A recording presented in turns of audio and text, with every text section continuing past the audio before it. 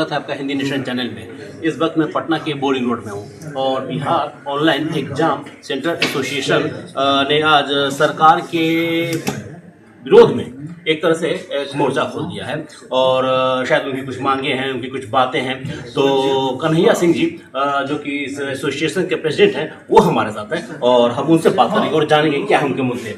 Sir, आज आप लोग पटना में एक प्रेस कॉन्फ्रेंस कर रहे हैं, क्या मांगे हैं सर आप लोग की, और क्या पहले मुद्दा क्या ही बताएं। सर, मेन मुद्दा है आज की जो मेन मुद्दा है, दो ही मुद्दा है। पहला मुद्दा है बिहार सरकार और बिहार स्कूल एग्जामिनेशन बोर्ड की जो ऑनलाइन परीक्षा नीति है, उसके तहत जो कंप्यूटर इस्टेब्लिश कर रहे हैं अपने यहाँ बापू परीक्षा केंद्र और आदर्श परीक्षा केंद्र में, उसके चलते हम लोग का बरसों से खड़ा किया हुआ रोजगार जो हम लोगों ने निजी कंप्यूटर सेंटरों ने खड़ा किया है, वो आज बेरोजगार होने के कगार पे है। अच्छा जी, और इससे जुड़े हुए 40-50 हज़ार लोग को रोजी रोटी पे आप बता जाए। जब 40 से 50 हजार लोग संख्या है सर, अच्छा पूरे बिहार में? पूरे बिहार में तो हम लोग की स्थिति काफ़ी दयनीय हो जाएगी, माने खाने पीने की आफत पड़ जाएंगे हम लोग। जी जी जी जी। और सर ये बताएं, लेकिन सरकार तो वो विकास की योजनाएं लाती है, विकास का कार्य करती है, तो उसी विकास कार्य के तहत जो बापू सभागार में, बापू टावर में आप बता रहे हैं कि 10,000 कंप्यूटर लगाने की बात हो रही है,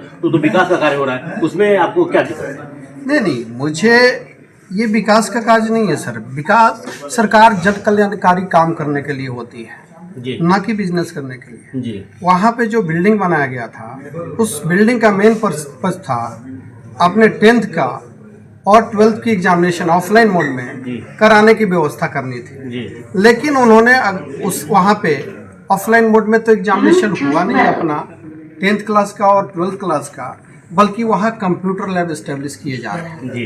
और वो रेवेन्यू शेयरिंग के बेस पे किए जा रहे हैं किसी प्राइवेट पार्टी को। जी। किसी प्राइवेट पार्टी से हमको कोई प्रॉब्लम नहीं है, किसी कंपनी से भी, लेकिन वो रेवेन्यू शेयरिंग पर कर रहे हैं। और मुझे लगता है कि सरकार का काम रेवेन्यू शेयरिंग दूसरे के बिजनेस को मार के करना नहीं होता, बिल्कुल सर, बल्कि रोजगार का सृजन करना होता बिल्कुल है। सर, सही कहा। तो जो लोग कर रहे हैं रोजगार ऑलरेडी, तो उनके रोजगार को न मारा जाए, उनको ध्यान में रखते हुए व्यवस्था की जाए। सर, बातें तो आपकी बिल्कुल सही है और आप अपनी बातें रख भी रहे हैं सरकार के समक्ष। तो सरकार यदि इन मांगों को विचार नहीं करती, इन मांगों पर विचार नहीं करती है, कोई सुनवाई नहीं करती है या टाल मटोल का रवैया अपनाती है, तो ऐसे में आपका क्या रास्ता क्या? सर, जाएंगे उनके पास हम लोग, अपना ज्ञापन, अपना मुद्दा लेके बार बार जाएंगे, उसके बाद भी कुछ नहीं होता है तो मरता क्या नहीं करता है, हम लोग सड़क पे आएंगे, आंदोलन करेंगे।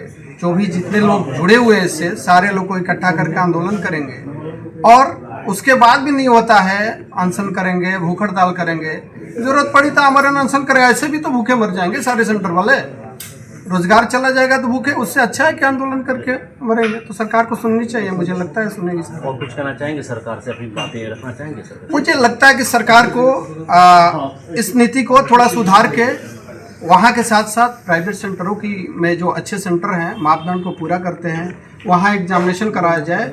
और जो रेट की बात है, जो एजेंसी सेलेक्ट करती है सरकार, उस रेट को जो एजेंसी आती है एग्जामिनेशन कराने के लिए, उनको बोला जाए कि सेंटरों को एक मिनिमम जो होता है, कम से कम उतना रेट मिलना चाहिए और ससमय पैसा का भुगतान होना चाहिए। एक और बात मैं आपको बता दूं कि बेल्ट्रॉन के थ्रू बिहार सरकार ने जो अपना ऑनलाइन एग्जाम कराने के लिए एजेंसी सिलेक्शन के लिए टेंडर निकाला है, उसमें सीधे तौर पे हम लोगों जैसे सेंटर को, जिसको LISP बोला जाता है, उसको बैन किया गया है कि वहाँ पे एग्जामिनेशन नहीं होगा।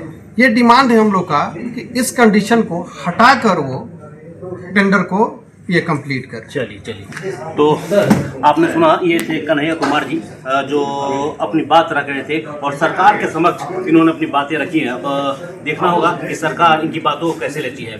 तो देश और दुनिया की ताज़ा तरीन खबरों को जानने के लिए देखते रहिए हिंदी नेशन। नमस्कार।